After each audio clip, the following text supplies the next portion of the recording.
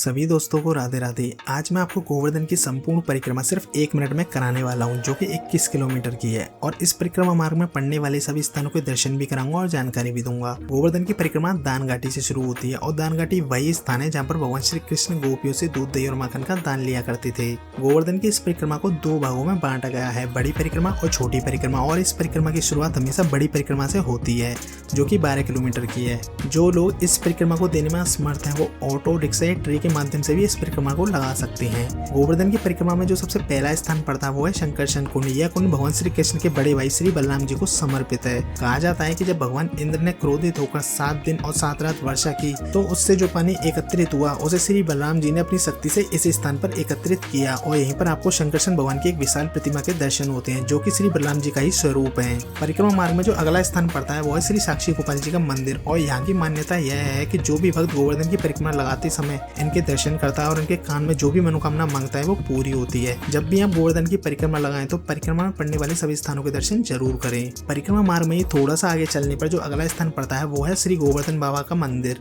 और यह वही गोवर्धन बाबा हैं जिनकी पूजा हम दिवाली के एक दिन बाद करते हैं। कहा जाता है कि इनकी एक परिक्रमा करने से गोवर्धन की 7 परिक्रमा करने का फल प्राप्त होता है।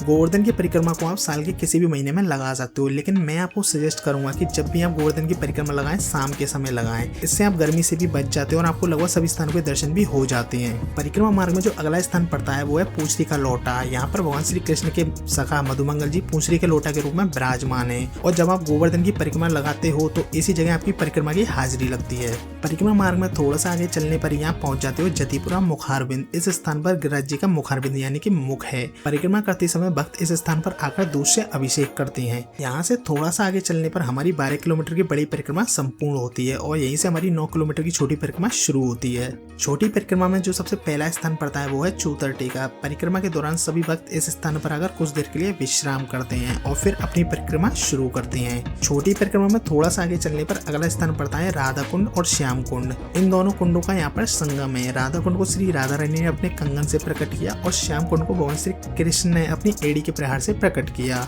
छोटी परिक्रमा में ही अगला स्थान पड़ता है कुसुम सरोवर। प्राचीन समय में यह श्री राधा रानी जी का बगीचा हुआ करता था, जहाँ वो अपनी सखियों के साथ फूल तोड़ने आया करती थी और इस स्थान पर भगवान श्री कृष्ण से मिला करती थी। परिक्रमा मार्ग में जो अंतिम स्थान पड़ता है वो है मानसी गंगा, जिसको भगवान श्री कृष्ण ने अपने माता पिता और समस्त ब्रजवासियों को गंगा स्नान कराने के लिए अपनी मन की शक्ति से प्रकट किया। सभी भक्त परिक्रमा के दौरान इस स्थान पर आकर स्नान करते हैं और यहीं पर हमारी गोवर्धन की परिक्रमा संपूर्ण होती है। अगर वीडियो अच्छा लगे तो वीडियो को लाइक एंड शेयर करें और चैनल को फॉलो एंड सब्सक्राइब करना ना भूलें। मिलते हैं किसी नेक्स्ट वीडियो में, जब तक के लिए राधे राधे।